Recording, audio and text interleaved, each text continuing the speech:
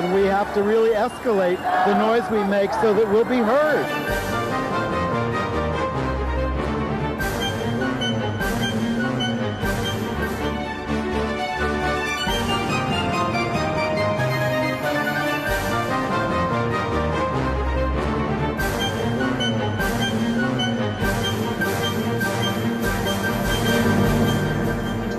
Welcome to Gay USA. I'm Andy Hum. I'm Ann Northrup. A great day. Yes, I'm back again. I haven't disappeared again. Very nice to have you here, Ann. And our guest in about 15 minutes is going to be Carlos Menchaca, an out gay New York City Council member from Brooklyn who is running for the mayor of the city of New York. Very eager to talk to Carlos. And in a continuing effort to wipe out all vestiges of the Trump administration, President Biden's Department of Housing and Urban Development says LGBTQ people are now covered under the Federal Fair Housing Act. This is the first agency that has done that, apparently. The passage of the Equality Act, our federal LGBT rights bill, depends on ditching the filibuster in the Senate. But one bisexual senator says she won't let that happen. Now, she's not the only senator who has that opinion, but she's certainly one of them. Charges have been dropped by the city district attorney against Amy Cooper, the woman who attacked Chris Cooper in Central Park last summer. She falsely reported him to the police as threatening her. But Chris says what's more important to racial justice is D.C. statehood, as you saw him talk about here a couple of weeks ago. Attention, child molesters. A Georgia bill would require a panel of 3 doctors to examine the genitalia of girls to decide whether they should be allowed to play girls' sports. Hey. Is this the new full employment scheme in Georgia? Sad to report that groundbreaking gay singer Ari Gold has died at the age of 47. And big news from Africa, an LGBT group there has opened an office in Ghana.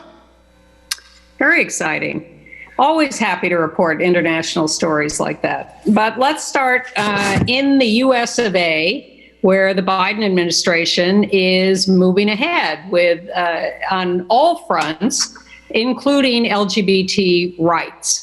And this week, the Department of Housing and Urban Development put out a directive saying that it will enforce the Fair Housing Act in terms of non-discrimination against LGBT people on the basis of sexual orientation or gender identity. Based on the Civil Rights Act of 1964 being interpreted by the Supreme Court that discrimination on the basis of sexual orientation and gender identity is sex discrimination. Now, Biden already did an executive order on that. Now it seems like the agencies are working to comply with it. The HUD, Housing and Urban Development, where Ben Carson is no longer, said that there are 197 claims of housing discrimination based on sexual orientation and gender identity filed within just the last year. And they are going to consider these under this order. You can go back for a year. So if you've been discriminated against within the last year or going forward, you can file.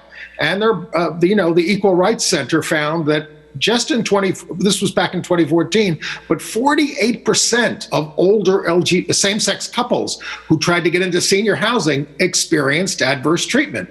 And the National Center for Transgender Equality found that 20% of transgender people face discrimination when looking for housing.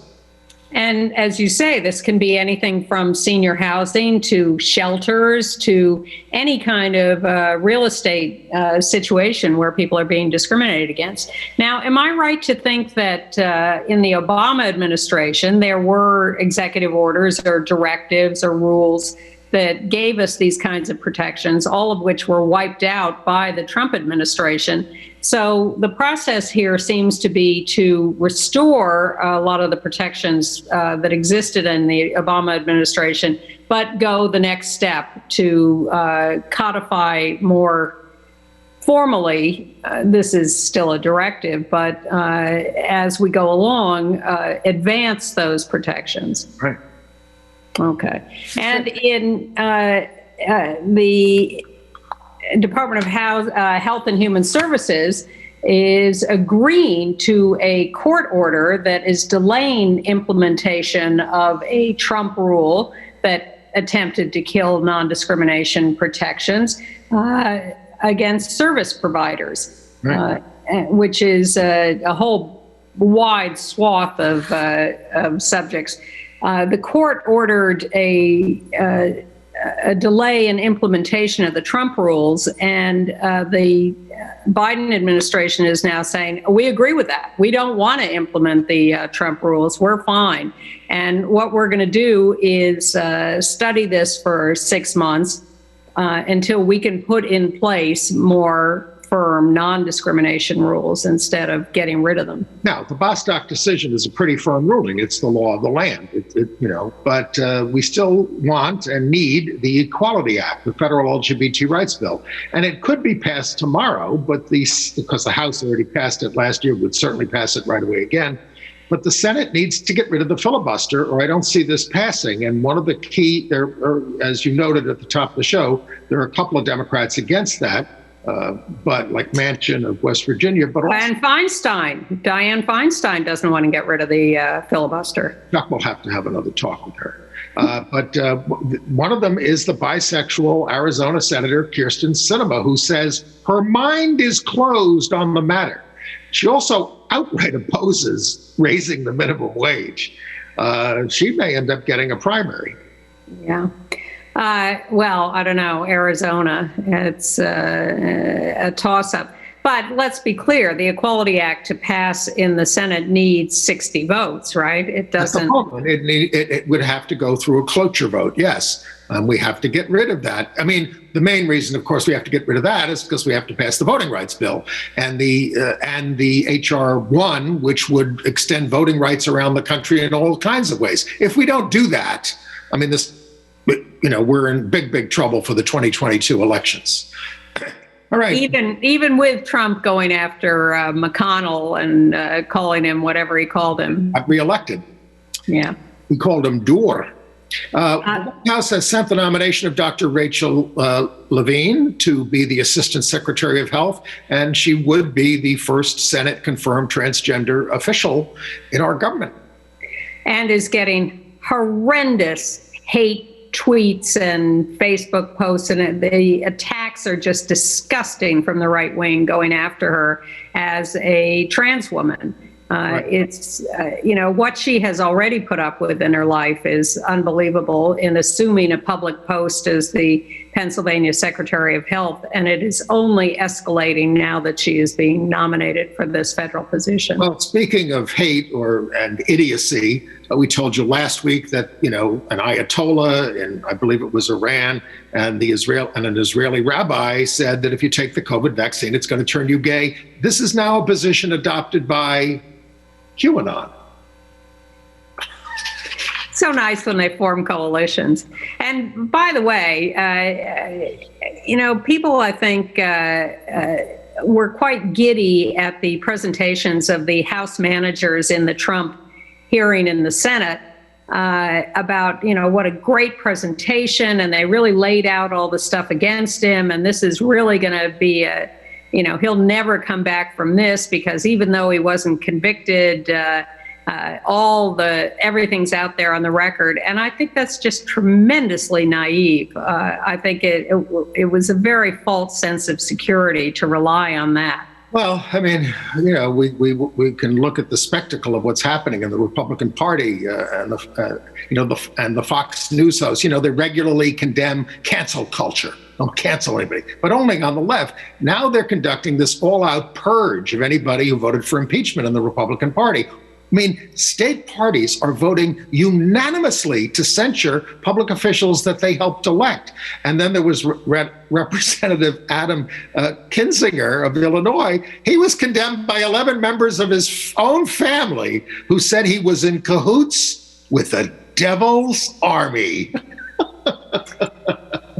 I think one of the most important things I saw this week was actually an interview on, wait for it, The View, where they brought on a woman who had been a QAnon cultist, and she explained how she had been sucked into that point of view, and then how she had gradually pulled out of it. And it was quite illuminating and vivid to have her describe her whole trajectory. Those who value democracy or believe in it, in the Senate trial, the senators who voted for impeachment represent 75 million more Americans than those who voted not guilty. Think about that. It just shows you the Senate is a hopelessly undemocratic body. It can't be redeemed.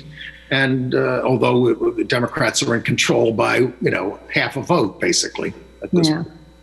Well, what is going on, in spite of all this, is a flagrant campaign to, take away voting rights across the country, to censure anyone who steps out of line from Trump, and to, as we have discussed, go after trans people as one of their highest priorities to gain support in the next year or two. And absolutely.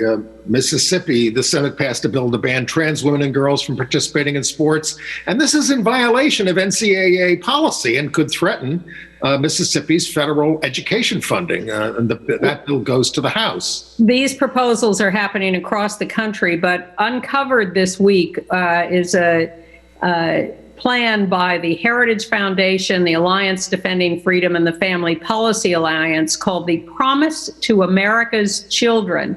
It is an anti-trans agenda that includes no school sex ed, no mention of LGBT people in schools, anti-LGBT discrimination should be allowed in schools, conversion therapy should be promoted, no trans kids, particularly female trans kids in sports, no health care for minors who are trans, no LGBT adopted parents, and schools are allowed and encouraged to out LGBT kids to their parents. These are the people who talk about uniting America.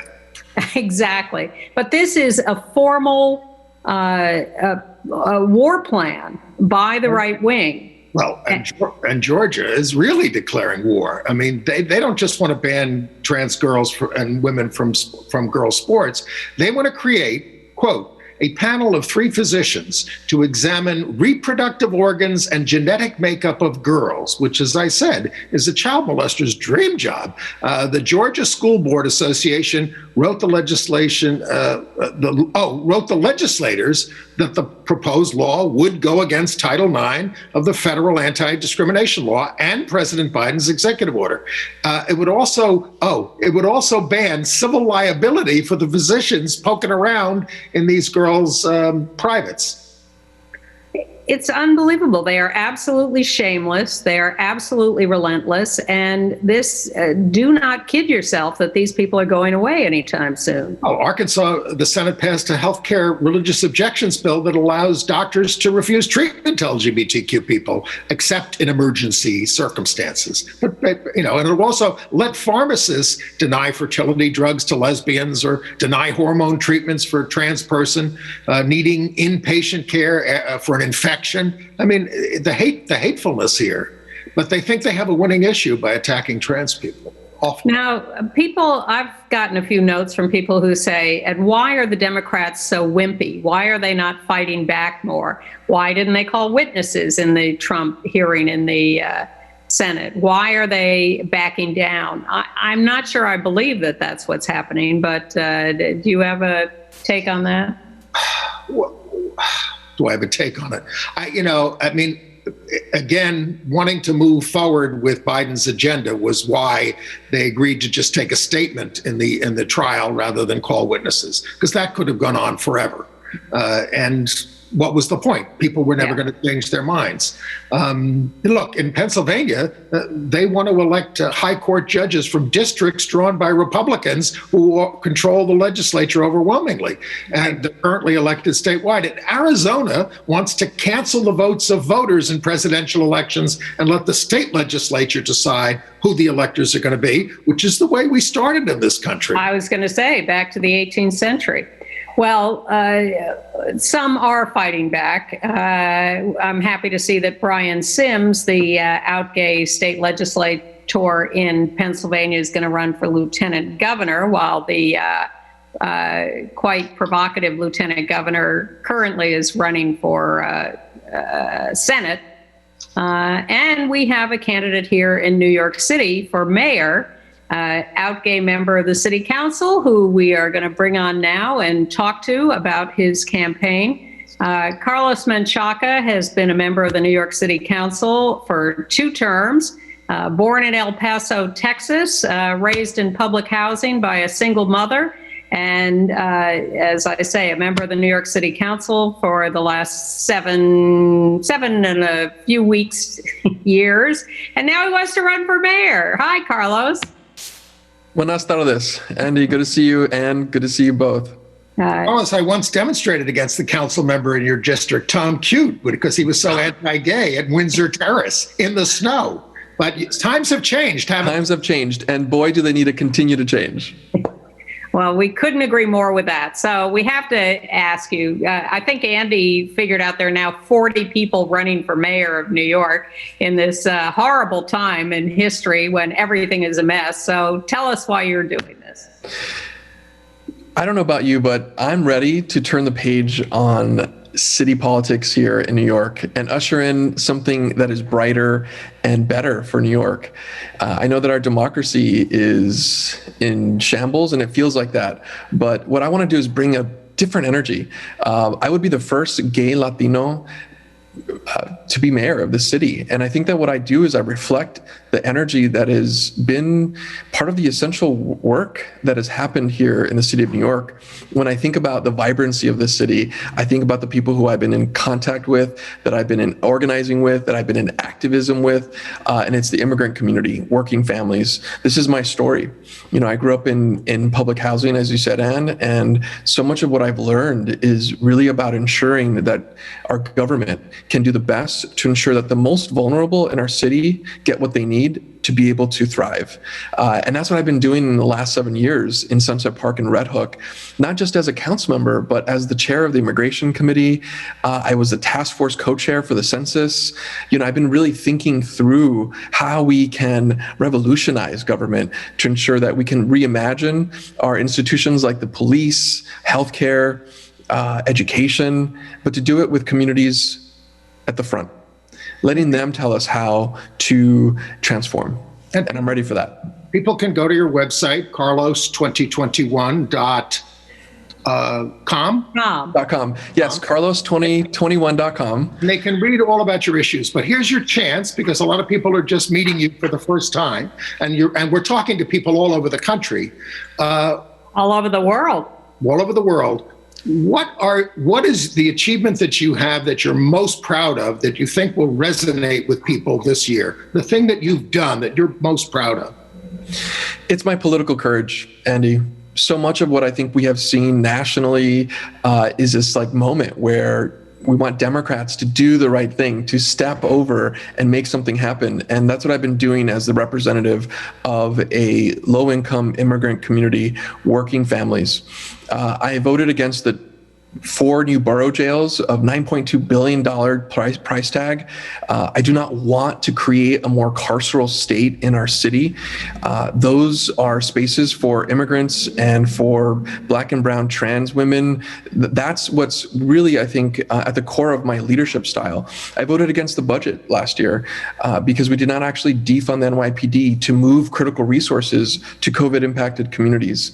That is what makes me different. I'm the only elected official that is standing up and that has been standing up against developers like Industry City and who bowed out of a ULURP application, a big rezoning moment. It was the first time that a community really was heard and won. And so imagine that at the top, to recreate and reimagine all our city agencies. That is what makes me different. Well, I think that courage is something that we're longing for in this city. And when you talk about energy, and we look at how depressed we think the leadership has been for the last God knows how many years, or beholden to the developers, it's going to take courage to go after the police department.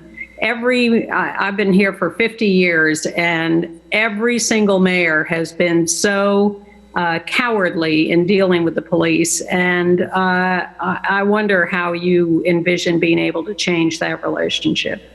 Well, and it starts with the campaign itself. I am running a grassroots campaign, and so I'm asking people to go to carlos2021.com and send a grassroots donation. Every New Yorker gets matched 8-1. I'm not taking developer money. I'm not taking corporate PAC money. I'm not taking police or corrections money. That's going to include, or that's going to really fuel a campaign that's going to have the courage to stand up. What we have done, though, in the city of New York with incredible energy on the ground is organize.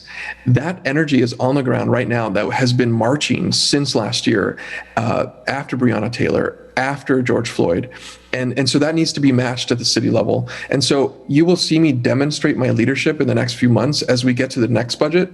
And so the first thing we have to do is literally defund the NYPD. Once we can remove the militarized high number of officers in our space, we can actually start building communities and meeting them where they have the biggest needs. That's what we're seeing right now in terms of crime and homelessness. We're not funding it in the way that we need to. And I'm talking about all the different things that the city agencies are doing. And that's why I'm running. I'm going to bring a whole new way of thinking, but I'm also one of the only candidates that's experienced in this race that can actually run the city of New York. Now, you can't win without votes. I mean, that sounds like a tautology. And some of the biggest remaining voting blocks, I mean, in the old days, you had political clubs which had blocks. You don't really these days, but you have some rather conservative right-wing religious groups, fundamentalist, Orthodox Jewish, Catholic, blocks. And they get a lot of money from the city, even though a lot of them are very anti-gay. I mean, one of your rivals, Andrew Yang, said, let the Orthodox Jews run the schools the way they want to. I don't care if the kids get educated. It would be a violation of their religious freedom to enforce state standards. So that's a big controversy. How do you balance that? Obviously, we're all welcome in this city, but how do you deal with that? So, Andy, I feel like I've already been doing that as a council member representing an incredibly diverse community, working families. An Orthodox Jewish community like Borough Park has been part of my district.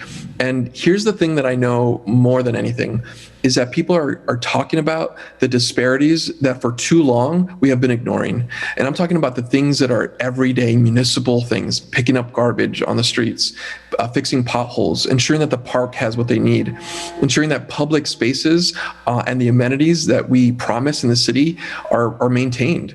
That's what people want. And so as a gay person, as an openly, very proud gay person, I have been able to engage with communities that you might think might be conservative. And that's what they want. They want someone that can actually listen to them no matter what, understand their needs, and be able to address it. And municipal government, validly anti-gay, should they be getting all this city and state and federal money? That's my question. I mean, they are. Look, we're not gonna allow for hate crimes or hate to be embedded into anything that the city is involved in, and I think that that's something that I've made clear in my work as city council member. But no, we got to hold back anything that deters us from the ability to build communities at a time where our democracy is under attack. We have to hold the line, and I will do that as mayor.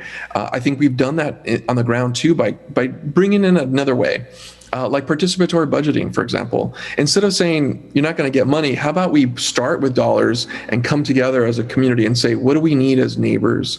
And that's just been very strong, especially with this white supremacist that we saw in the White House that is gone, that really kind of created this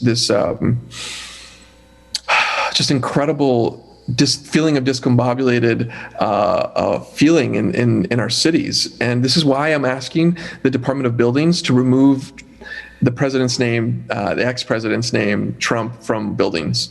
I do not want New Yorkers to walk to work thinking about the trauma that they have been experiencing, no matter who they are or what immigration status they had. Children in cages have been a real trauma for America. We should not be looking at his name. And so this is part of this reimagining of what city can do and how we can work together. There's also a lot of trauma among, Black trans women in this city and elsewhere for the violence they're facing and the attacks and the discrimination, and for gay kids in schools who are not supported by the school system because there are no lessons about LGBT history or non-discrimination or human rights. How much focus have you placed and will you place on those kinds of issues? Well, at this point, the only openly gay person of color in the city council, we've been working together with the other LGBT members to really ensure that curriculum in the schools is a priority. But I think we can go further than that. The LGBT movement is now incorporating gender nonconforming young people. And as a person that is openly gay, I get to be invited into spaces where young people are talking about their gender fluidity. This is something that is still so new to the administrative bureaucracy. And I get to be in that space because of who I am. That's the power of representation. Being open is going to allow for that kind of conversation. And what I would do as mayor is ensure that we are doing everything to protect that child, their expression, and so that they can thrive.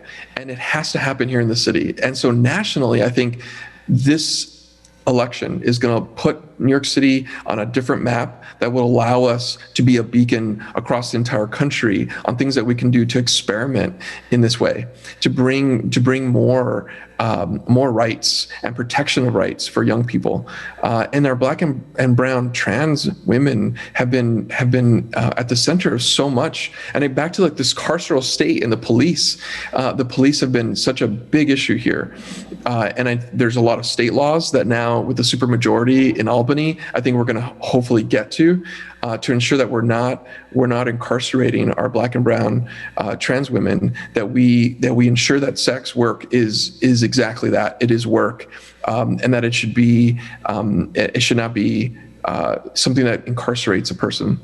Well, you want to end a lot of incarceration. You also want to end a lot of cars. You're the bicycle riding council member. We don't have to get into that, but anybody who goes to your site is going to see how much you're in favor of that kind of thing. I want to ask you another question about, we can't solve problems unless we know what they are. The city has laws about collecting data on LGBT people and health things we have never been able to get, and even your council leader has never been able to get the stats on LGBTQ people and COVID and a lot of other things. How are you going to make the agencies do that? When are we going to get this stuff? This is why we have to turn the page on the old regime. Anyone, and I'm the only candidate that has no connection to the past administrations or past policies. I think data can drive a lot. And so as mayor, what I want to do, and this is something that I've been so committed to in transparency for the things that I've been working on to ensure that people have the data that they need and want. I think that not only the city, but I think that this is part of educating everyone. And when I'm thinking about education, I'm thinking about language access as well. So it's not just enough to get the data. We have to actually ensure that everyone has access to that data. And so I'd love to work with you and Ann and anyone else. If you get the data, call us up this week and we'll give it to our viewers next week, because I asked the mayor for it personally and I still can't get it. So if you can get it, that'd be great.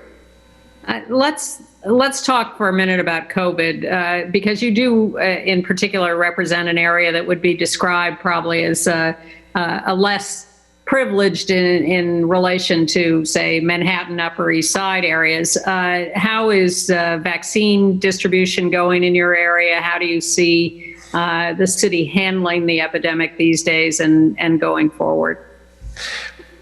Disappointment and disgrace are the words that I think about when I think about the city and the state. And forget the federal government. We're now beginning to see an actual leader in the White House. But the COVID pandemic has exposed something that so many of us, and I'm speaking from the point of view of as a gay Mexican with an immigrant experience, we've known that for too long the city has not focused on communities of color, low-income communities. And so Sunset Park has been an epicenter. And when you walk the streets and you talk to people, people talk about how we have lost so much in lives. And these are elders. These are people who are street vendors that were out on the street doing their work, being essential workers. So there's just incredible grief right now that I don't think we've even begun to hit. But then you look at the numbers that the mayor just released. 16% of 16% is the number of people who have been vaccinated in adults in affluent white communities versus as low as 2% for communities of color like mine. So we are in a real conundrum here, and it's a whole bunch of reasons why people don't connect to the vaccine. Mistrust, and that's on us as government. We can make a better opportunity for creating trust. But it's also just infrastructure and getting this out to people. And so we are in a hole right now. And what I want to do is really change that so that people can trust government, so that when we're in another public health crisis, people can come to government, not run away from it. Well, we will remind people that when you vote this year in New York in the June primary, what's the date of the primary? June 22nd. You get to rank 5 candidates on the preferential ballot, 1, 2, 3, 4, 5. You can vote for 1, you can vote for 5, however many you want. And then there's a preferential ballot system. So, and there's so many to choose from. There are a lot of candidates, but there's no one like me. Go to carlos2021.com. We are running a progressive grassroots campaign, and we're going to need everyone to join in. No matter where you are in the country, we're going to need your support. And one would think, since the primary falls during Pride Week, that that could give you a little boost. Well, there's a lot of things happening in June. There's Pride Month, there is the election, and there's also the budget. And so I hope that you can see and continue to see my demonstrated leadership as a city council member, because I will have a vote in this next budget, and I will have a voice, and I will bring the voices that have been ignored for too long. And this is part of my leadership. I want to continue as the mayor to really attack these disparities and turn the page. I think it's time. Well, there's no question you would be a new and different kind of mayor from what we have seen, certainly in my lifetime and long before, I'm sure. So thank you for joining us today. Thank you. Come back and update us on your campaign as it goes along. You got it. I will. And I know we're not in a studio, but and I wish I could give you a hug, because that is exactly what I'm missing right now. I would love that. And I hope someday soon we can do that. Thank you. Yeah, thank you. Thank you. Bye, Andy. Thanks, Carlos. Bye, Ann. See you soon. See you soon. Okay. Well, definitely a fresh young face. And of course, young only in relation to us. that's true. That is true. Okay, back to the litany of what's going on around the country. In Arizona, they've got a bill that would require state identification documents to contain only a male or female gender marker, no X marker for non-binary people. Now, they don't allow it already, but they want to ban it. One state senator, the chief sponsor, John Fillmore, said, "What if someone wants to identify as a chicken or something?" So an ethics complaint was filed against him. That's my next. There's an update on a very tangled and fascinating custody case that we have been following now, I guess, for 10 years, longer. 2 women, this is so long ago, they got a civil union. They didn't get married. Lisa Miller and, Janet Jenkins. And they got a civil union in Vermont, and then they moved to Virginia, and then they split up, and one of them moved back to Vermont. And Janet Jenkins, who was the biological mother of their child, wanted custody, but she was a little wacky. And the court actually in Vermont gave custody to Janet Jenkins was the Vermont woman who gained custody, although she was not the biological mother. Lisa Miller, who became a born-again Christian, ran off with the daughter to Nicaragua with the help of fundamentalist groups. She kidnapped the child and went to Nicaragua. Meanwhile, Janet Jenkins has been fighting all these years to get custody of the child. Well, Lisa Miller has now turned herself in and is in jail in Florida for the kidnapping of daughter Isabella. Isabella is still in Nicaragua. She is now 18, and Janet Jenkins is suing all these right-wing organizations that helped Lisa Miller kidnap the daughter. But what does the daughter want to do now that she's emancipated? We don't know yet. Maybe join the Sandinistas in Nicaragua. What do I know? But the fact that Lisa Miller is now in jail in Florida is a big advance in this case. Why did she turn herself in? All right. I mean, this should be subject of American crime. At least, American Horror Story. More on that later. Yeah. Speaking of horrors, we lost another trans woman of color to murder this week. Yeah. Alexis Kinney icon Braxton, 45 years old, trans woman, shot to death in her apartment in Miami, Florida. The police, this was on February 4th.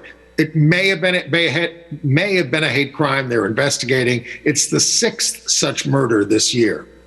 She was a hairstylist, a proud trans woman, happy, successful in her life, and now gone. And in Watertown, New York, Deanna Latray, 54, was going along in life. There was some kind of a domestic disturbance at her house. This is back in 2017, and the police came. But as soon as they spotted her, they arrested her. What did they say to her? That she let you walk the streets looking and dressed like that. So they take her into custody, rip off her hair, strip her naked, do an invasive cavity search. So now, 3 years later, she is suing the Watertown Police Department, the sheriff, the police chief, everybody, for false arrest, for harassing her, sexually assaulting her. And of course, hitting the news this week was the update on the case of Amy Cooper versus Chris Cooper. We got a picture of the two of them. They're not related, although we're all brothers and sisters. So you'll remember last May when suddenly we saw this video in Central Park of this white woman with her dog yelling at Chris Cooper and accusing him of attacking her, wanting to murder her. He was just trying to get her to put the dog on a leash because he was birding in the park, and this is a part of the park you're not supposed to. You have to have your dog on a leash. So she lost her job. She lost the dog temporarily. She became the subject of worldwide scorn and opprobrium.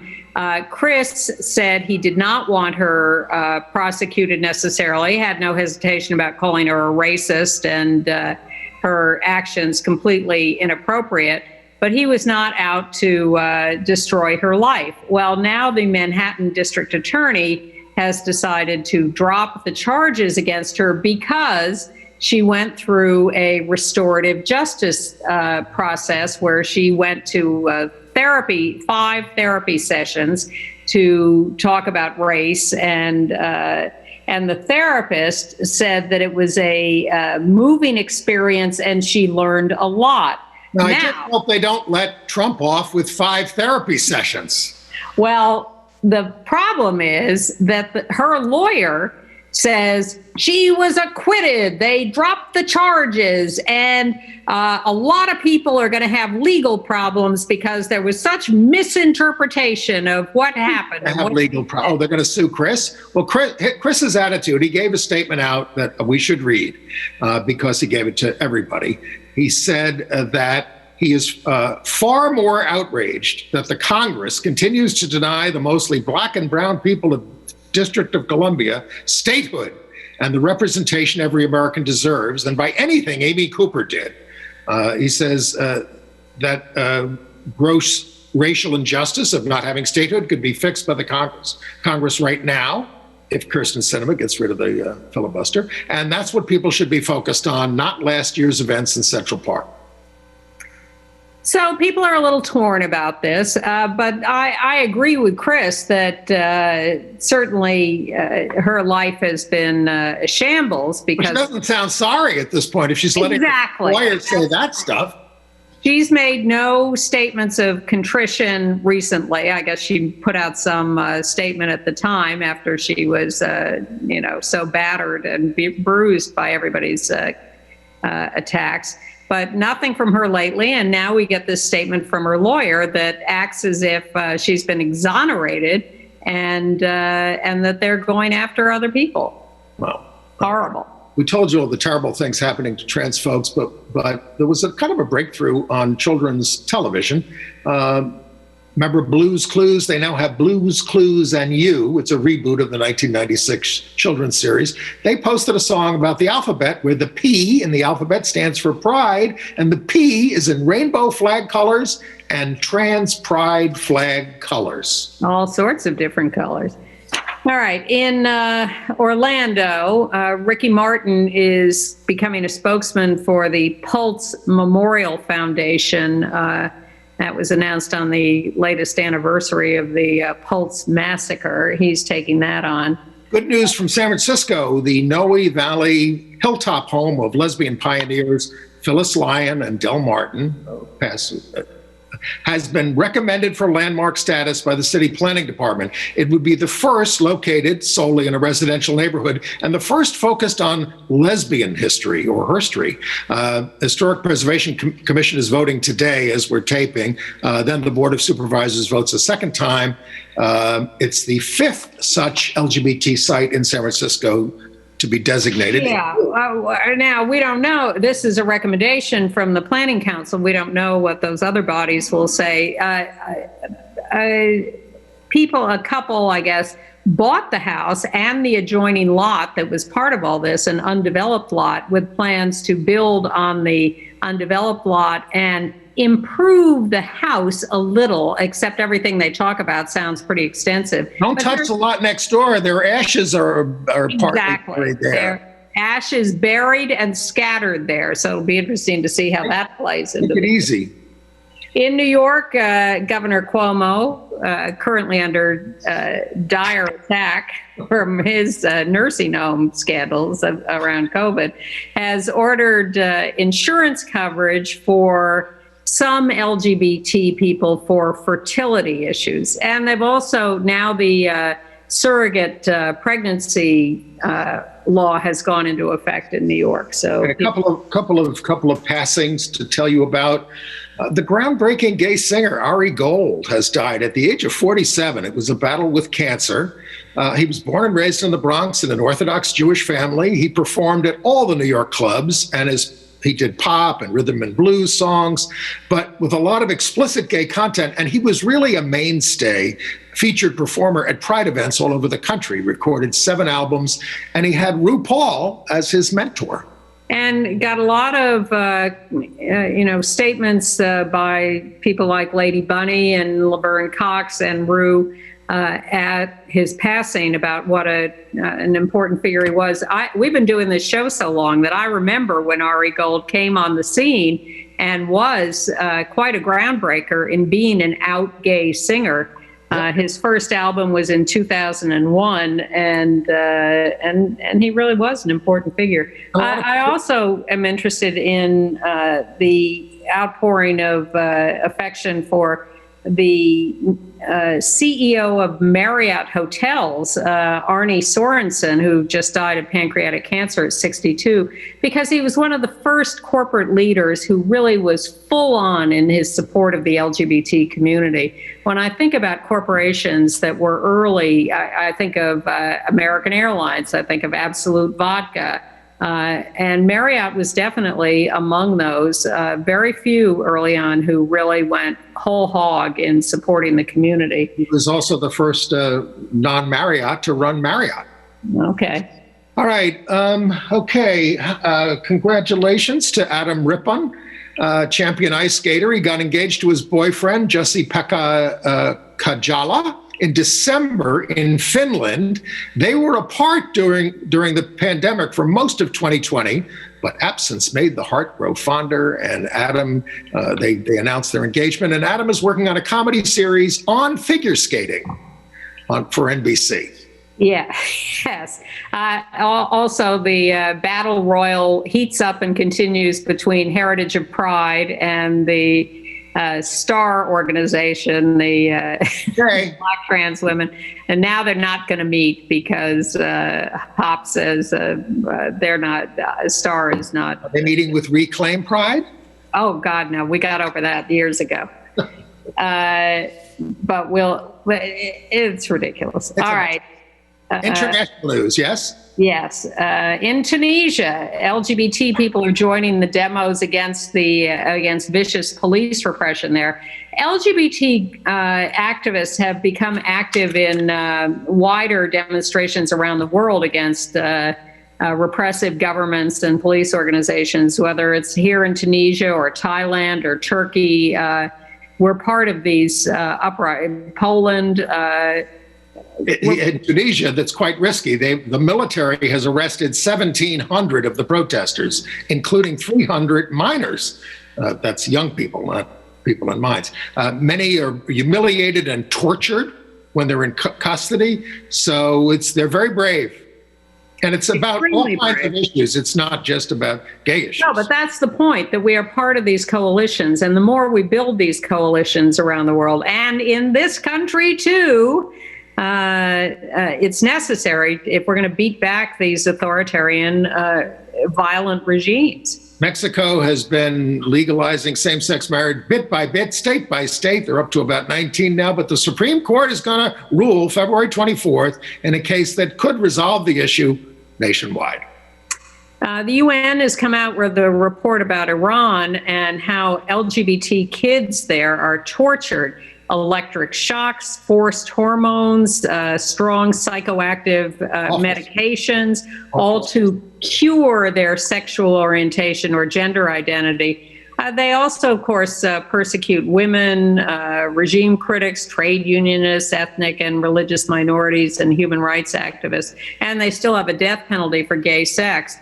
It's also true that people I know who've gone to Iran describe it as a wonderful place to visit. I think I only have Anthony Bourdain's word for that. Yeah, well, they go there. On the street, he encountered a lot of sympathy for all kinds of Western issues, but. Don't try being out there. Don't try being an atheist there. Look, you can go to many different parts of this country and or city. Many different experiences. But yeah, brothers and sisters, as I said at the top of the show. Great progress in Ghana. An LGBT office opened in Accra. They held a fundraiser that was attended by diplomats, including the Australian High Commissioner, who pledged support. But the executive secretary, I have to read this, of the National Coalition for Proper Human Sexual Rights and Family Values has demanded that it be shut down by the government. Yeah, but I love seeing these pictures of these places opening in places like Accra, Ghana. So brave. So fantastic, brave. Yes.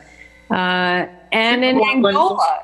When the Oscar Wilde bookshop was opened in New York in 1968, I think, it was vandalized frequently because, people couldn't bear it in the village. Well, look, we're still doing stories almost every week of various LGBT places and people being vandalized in this country. In Angola, they decriminalized homosexuality in 2019, but it is just now taken effect. I wouldn't claim you'd be entirely safe in Angola, but the law is on your side now. In the United Kingdom, a school is renaming all the student houses at the Seaford Head School because one of them was named for J.K. Rowling and another was named for Winston Churchill, who are not in favor these days. She, of course, is a big transphobe. So then the school just says we want to create a safe environment that's not bullying, and it doesn't help to have our houses named after these people. Maybe we could start naming things after peace and justice and liberty. They say they're going to name it after things like, the mountain or the hillside or whatever, Well, half those mountains are named after horrible people, too. Also in the UK, a new rule, people who've been discharged from the military, LGBT people, in disgrace, can now apply to get their medals back. People had their medals just cut off in humiliating ceremonies, but now they can apply to have them. And we've told you a lot about the saga of the actor C.I. Omuba, who sued when she was fired from playing Celie in The Color Purple, the musical, over homophobic posts that she'd made. And she said her religious rights were being violated. So this tribunal heard all the evidence and they said, look, you would have refused to play Celie as a lesbian, so you would have totally destroyed the production. They offered you your salary, you wouldn't take it, now you want to sue. And, did you read the rest of the script? Is there anything else your religion objects to there? And so basically, she might appeal, but her only future, I think, at this point is singing at, anti-gay rallies or something. She's just, she thinks her rights are being violated, but she's an actor. Up with people, that's what she'll do. All right. In Germany, 800 footballers, which I assume is soccer players, came out with a statement in a magazine supporting LGBT people and issues and saying they would support their teammates if they came out. Nice. It'd be nice if 800 players in Major League Baseball or football would issue such a statement. In the Netherlands, the parliament voted to ban discrimination based on sexual orientation in the Constitution. The amendment has to be approved by 2/3 of both houses before it becomes law. Can't we do that here? They did it in South Africa a long time ago. Yes. I settled for the Equality Act. All right. Entertainment news. Well, I started watching It's a Sin on HBO Max. Not on HBO Max, I got 2 preview issues thanks to the New Fest. And it's set in 1981 to 1991, a bunch of gay boys and in London. Woman who lives with them. They move from the countryside to England. But it's a very mixed cast. I'm holding off judgment, but people who've seen the whole thing, like our friend Mark King, who is a long-term HIV survivor and the author of the blog My Fabulous Disease, really went after it for stereotypes and for... He said it's about blaming and shaming. It's about condemning gay sex. It's about blaming gay men for acquiring HIV and spreading it. And a lot of it is evidently about infected gay men who want to spread it. It sounds horrendous. Well, and yet it was so popular in England. Yes. Well, we just tell you this to warn you and to help you understand that this is the theme running through it, evidently. All right. I only watched one episode of Bridgerton, but of course, one of the players there, the woman who plays Queen Charlotte, Golda Rosheuvel, who is mainly a stage actress, is biracial. She plays the wife of George III, who was, from all evidence, biracial. But she says she's a lesbian. Yeah, well, go ahead. You go ahead. Proud to be gay, female, and Black. Very privileged and blessed to be one of them. She says, I don't speak for the community, but she wants to add her small voice to help create something big and wonderful for the next generation to see themselves and be proud of. And that's very important. She once played a lesbian Othello. In 2018, in a play on a stage in Liverpool, as an out lesbian, yes. And, that's it's still a profession where it is still very difficult to be out. the acting profession. All right. Netflix is commissioning a biopic on civil rights leader Bayard Rustin, who died back in 1987. He was famous as the lead organizer of the 1963 March on Washington, a longtime pacifist and war resister, and a mentor to Dr. King. He was also persecuted for being gay, but he really didn't take a public role until the end of his life in the mid-1980s, when he came out and worked with us on some LGBT issues. Now, they're having an out gay director, George Wolfe, right, who's African-American, but the screenplay is going to be done by Dustin Lance Black, who is not Black. And he did the Milk screenplay, which I thought was good. He did the J. Edgar Hoover screenplay, which was terrible. So, it's, we'll see. And I heard him stand up and mispronounce biopic at a screening. He called it a biopic. So that undermines his credibility for me. It's being produced by the Obama's production company, this movie. But I agree. We can certainly reserve judgment to see what happens. But I, too, was surprised to, get Terrell Alvin McCraney to write the script. Sure. Does it have to be Lance Black? Whatever. I was sorry to see that Disclosure, our old pal Sam Fetter's sort of celluloid closet version of trans people in movies and TV through history, did not get an Oscar nomination or is not shortlisted for an Oscar. But Disclosure, very good documentary, highly recommended. And the short documentary that I talked about last week, Draw With Me, made by the young trans relative of Jennifer Lopez, also not shortlisted for an Oscar, but also worth seeing. There are a couple things coming up next week that are going to be available. There's a new four-episode series called Trans in Trumpland that's going to be on topic.com, which is a subscription service, but you can get a free trial and you can watch all 4 half-hour episodes at once. Send me the link. I'll put it in the email. It visits young trans people in North Carolina, Texas, Mississippi, and Idaho, Latinx, Native, Black, and I found it quite fascinating. And legendary Miss Major Griffin Gacy is one of the executive producers. And it has a trans male host, Trans in Trumpland, available February 25th on topic.com. And there's also a movie coming up called My Name is Pedro that is going to be available next week on many streaming services, Amazon and others. My Name is Pedro. It's about a gay Latinx teacher from the South Bronx who comes out of special ed, and he was a special ed kid, and he rises to be he goes to the Peace Corps, he becomes a principal, an assistant superintendent.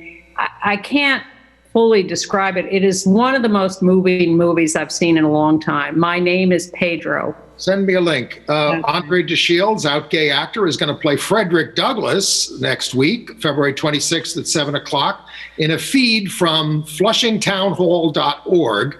I will again include the full link in the email. We're down to our last 15 seconds. Sarah Paulson's going to play out lesbian, going to play Linda Tripp in American Crime Story, Impeachment of Bill Clinton. Not a lesbian as far as we know, but definitely a traitor. Bye, everybody. See you next week.